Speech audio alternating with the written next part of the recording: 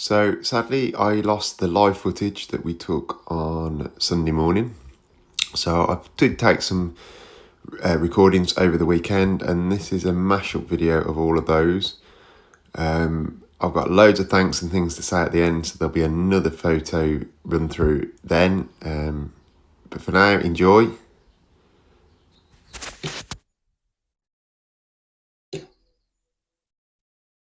Hello everyone, welcome back to another video. You're joining us on day one of the Centre in the Past Hewing weekend, and today is the taster day. It's the training day for all the beginning hewers, for all the new hewers who haven't hewed much, with the exception of young Ethan there, who's done a bit through his daily work. Most of these guys have never hewn in their lives. So as you can see, Ethan, he's just started joggling on the first log, and that's the log that I marked out. So he and his dad are going to tackle that log. And then we have two guys on this log here that are just taking the bark off, ready to mark out. And what they'll do is they'll put their ends squares on, they'll put a crosshair on, and then they'll mark out the log and then snap a string line between. So they're just barking off, getting the bark off, ready to go. We have another log there that's being marked out as we speak.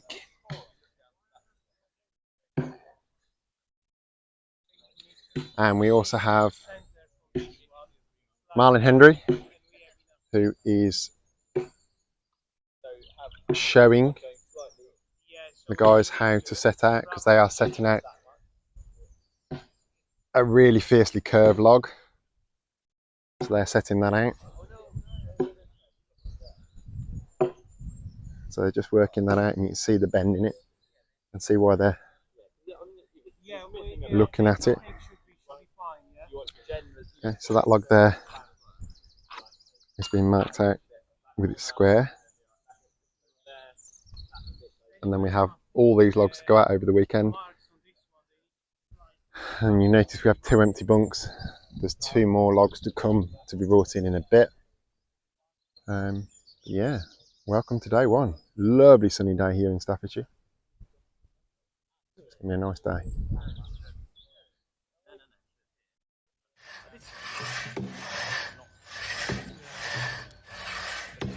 Because we're going opposite way. It's work like with Japanese. When we bend it slightly this way, it's gonna go back.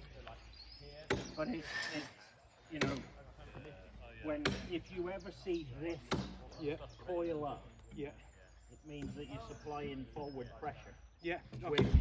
You really, use the pendulum. When the saw's going that way, the power has to come from that end. When the saw's going this way, the power has to come from that end. Yeah. So really, pull like crazy, then relax, and it will then sort of go a little bit easier. Obviously, you need to try and tiller that across there a little bit. Like Arnold Schwarzenegger's big brother.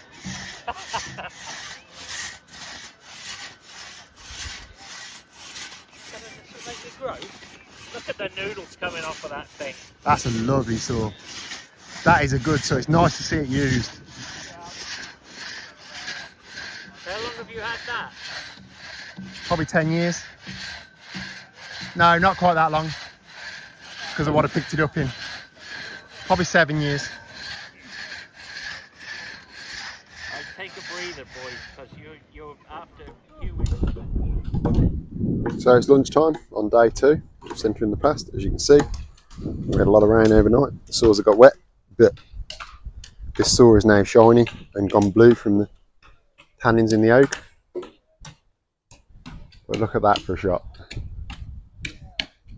So we're just winding down for lunch now, so there's not so many guys working, but there's a lot of work getting done. A lot of axes, a lot of timber being hewn. This log here is finished. This log, they're just on the second face. The third log up, they're just on their second face. The king post is just here, the guy in the light blue shirt.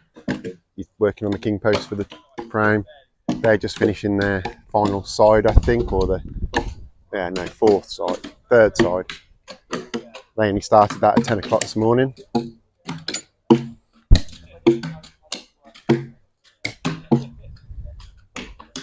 So these guys have just started actually on the third side, not on the second side.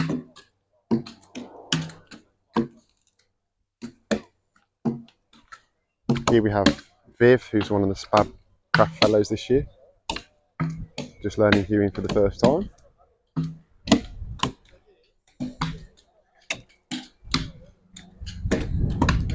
And up the corner, we have Dave from High Elms Timberworks, who helped me organise the event. He's working on a really gnarly big log, trying to shift out a lot of wood.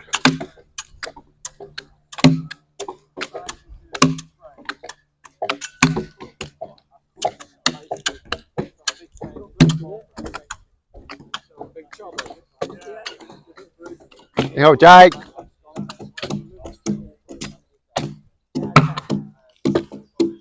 Emilio here, he's over from France.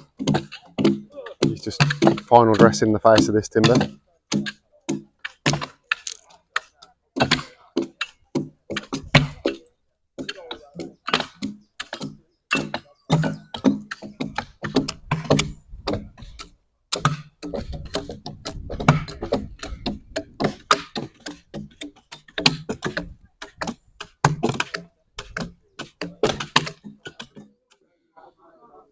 Absolute cracking day on day 2. That log in the corner there with one of my bunnies, that one's done. This one I think is almost done, got a bit of finishing work needed. That one there is close to done. That one over there, we've had the Spab Fellows on, 2 of the Spab Craft Fellows, and they've taken 2 sides off. This log here is again being chewed through.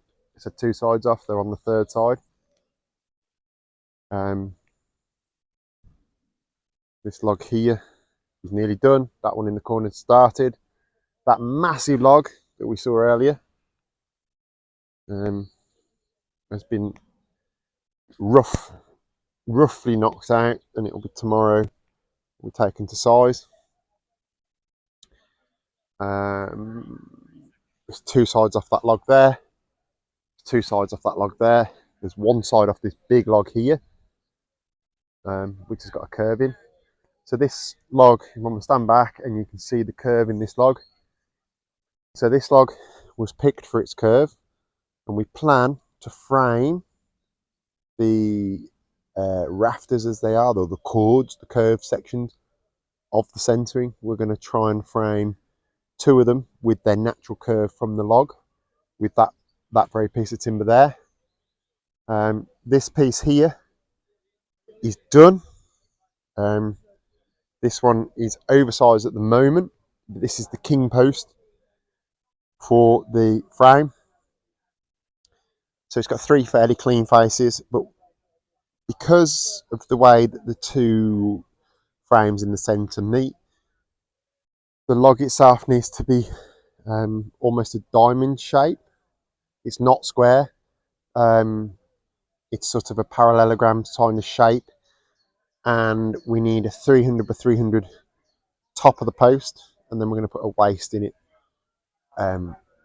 as the main supporting king post.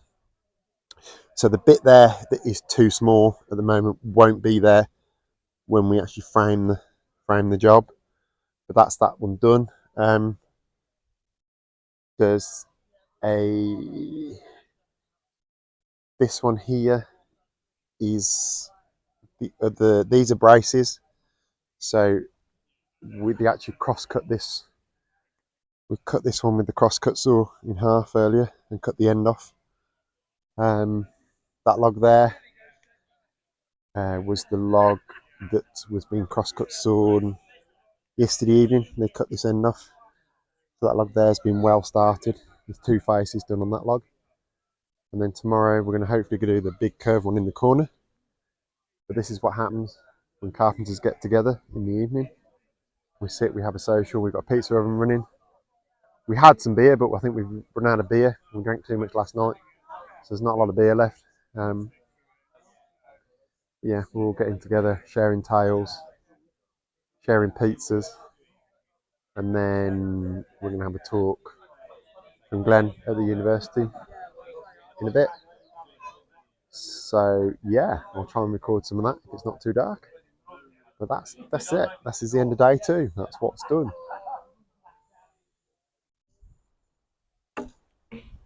Okay, so welcome back to day 3. A lot of the guys have bailed because they finished their logs, or they've half finished their logs. They've got other things to do.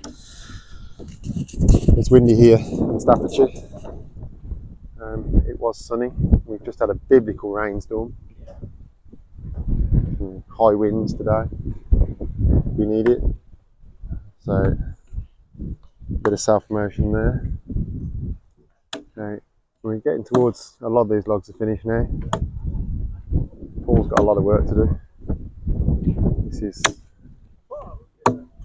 his 200 by 200 log, or a 200 by 200 beam out of this log, so you can see the blue line that he's working to, and everything to that side of the line is now waste. So that's all got to be removed before we get that beam.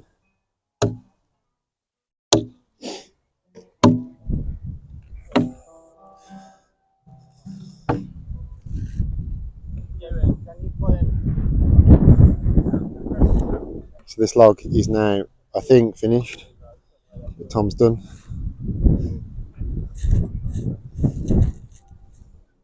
Or nearly done. And they've half done. Half done on this face. There's a little bit more to do. But that's it. It's sunny now, so the instruments are out. They know the end is in sight. This log here.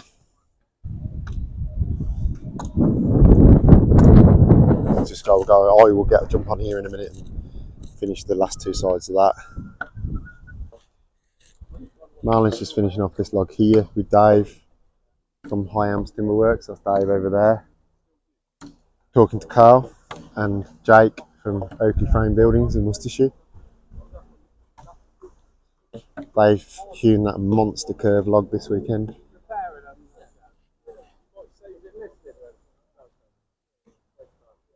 And then Emilio over from France, up the corner here.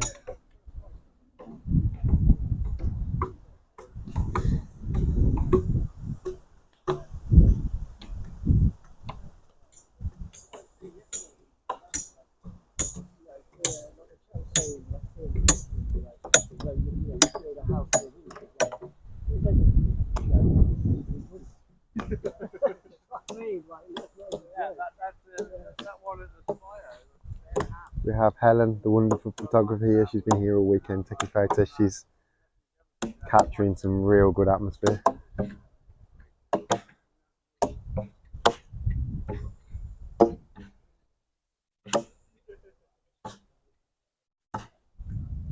This is Joe. Joe's one of the beginners that started this. He started hewing on Friday, and he's really sort of getting there now with it.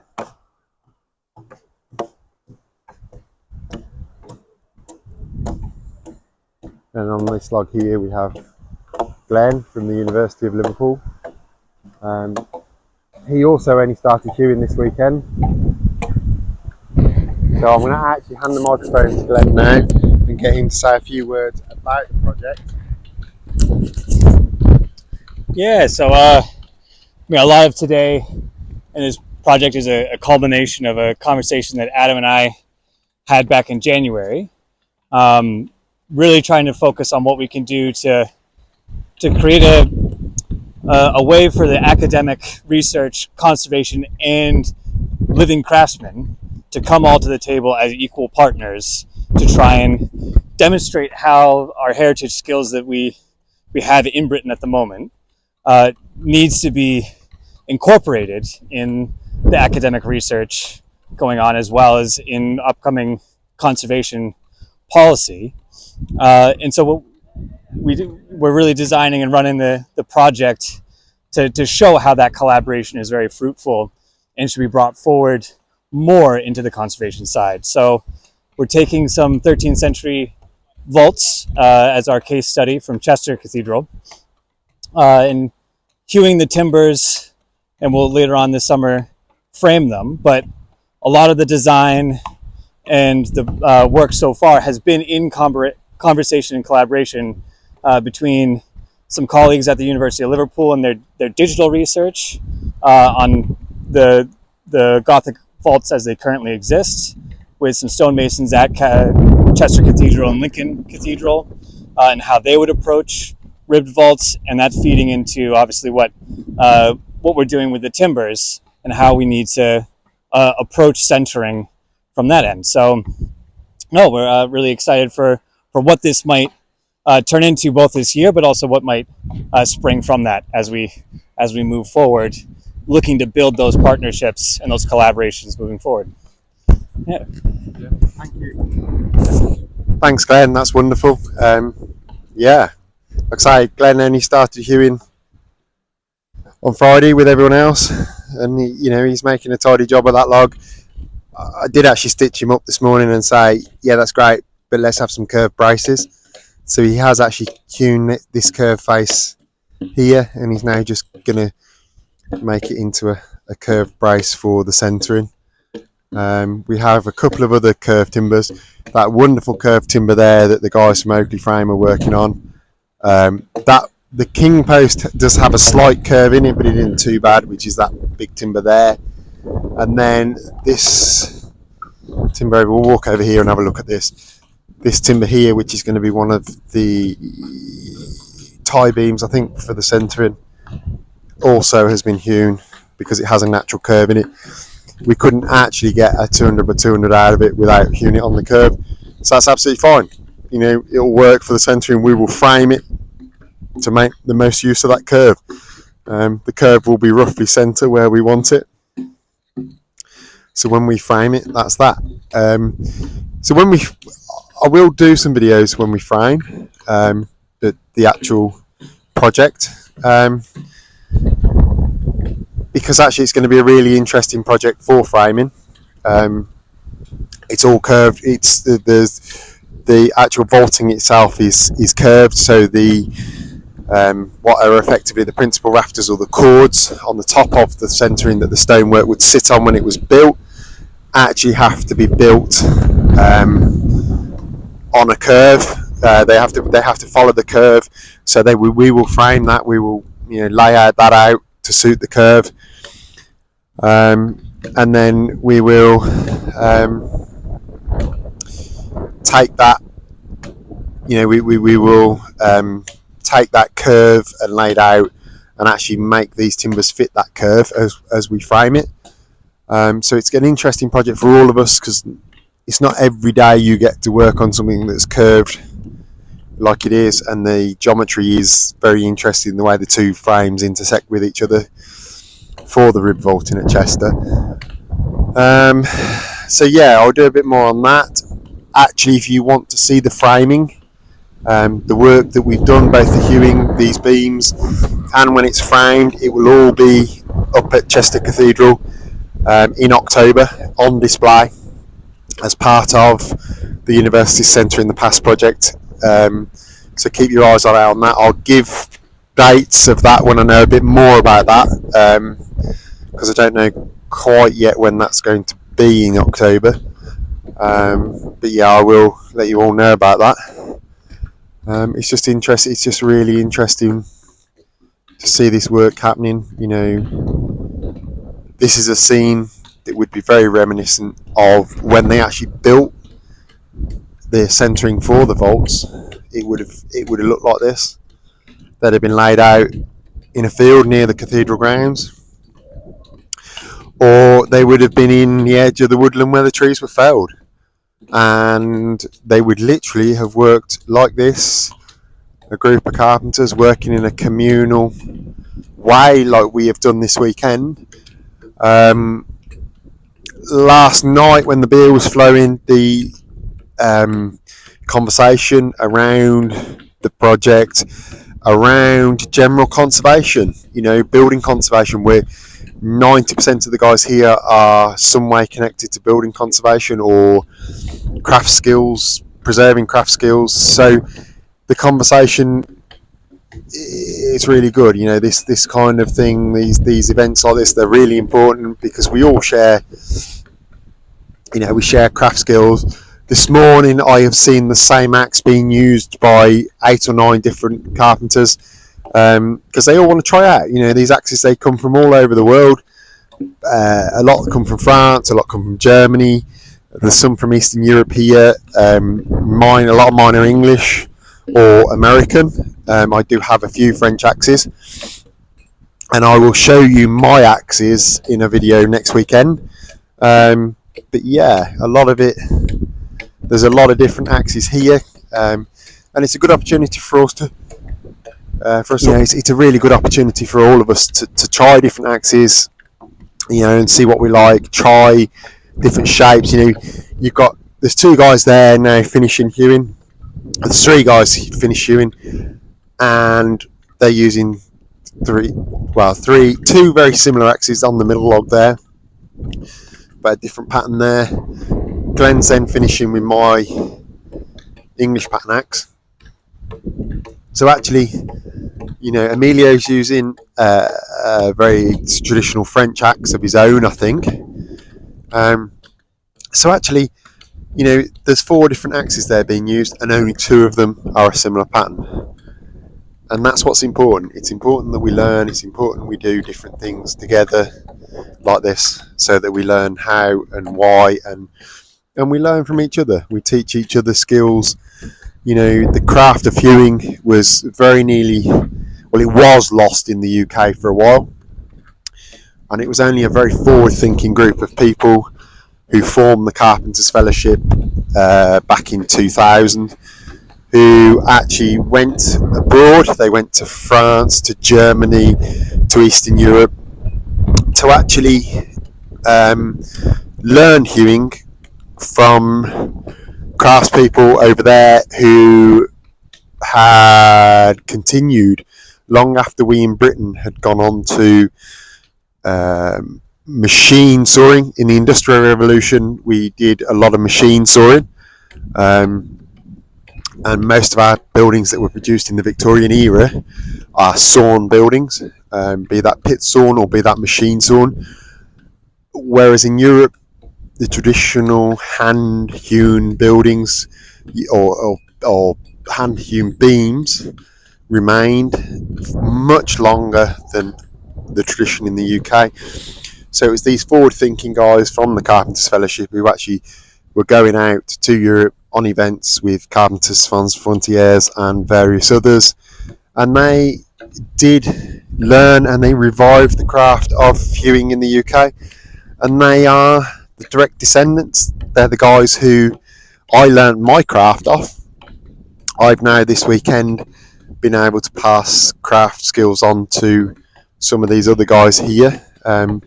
We had 12 students on Friday, and we had 3 more yesterday, 2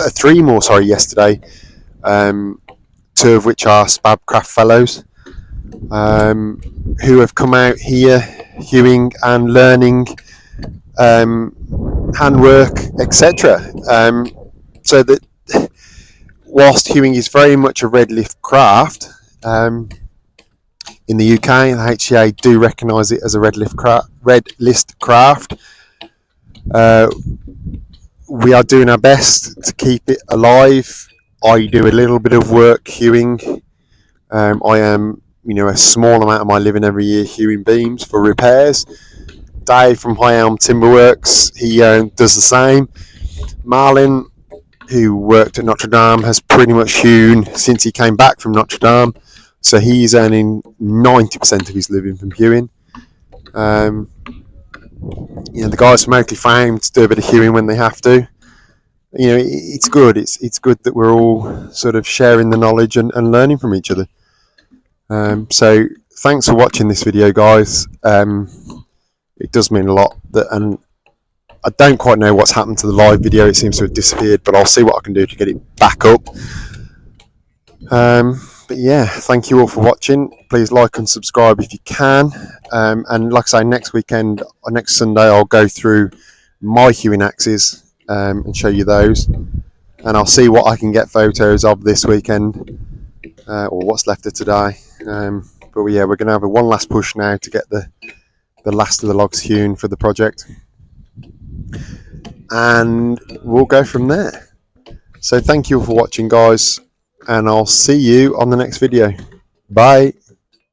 So I have an insane amount of thank yous to say. First of all to Dave from High Elms Timberworks, who helped me organise it, and also to Cahilly Bretzin from the University of Liverpool, who has found the funding and instructed us to do the job. To Marlin Hendry, whose face is there, for his tuition on Friday and all his help getting the project organised. To Helen Clark Photography for her amazing shots capturing the weekend. And then to all the participants who have turned up and helped us and brought the beer pump and just made the weekend a great weekend. I mustn't forget Paul Hook, who taught the crosscut sawing on Friday. There's just so many people. Nick, who owns the site that we used and provided the logs. Mark Bolden of the Carpenters Fellowship, who promoted the event for us. There's just so many people. I did just thank you to anyone who was involved in any way, shape or form in this project. There's a lot more to come with the framing, but thank you all for watching. Thank you everyone for attending. We've had the most epic weekend, even though it rained. It's just been a great weekend. It's so nice to see so many craftsmen together. See you on the next one, guys. Bye.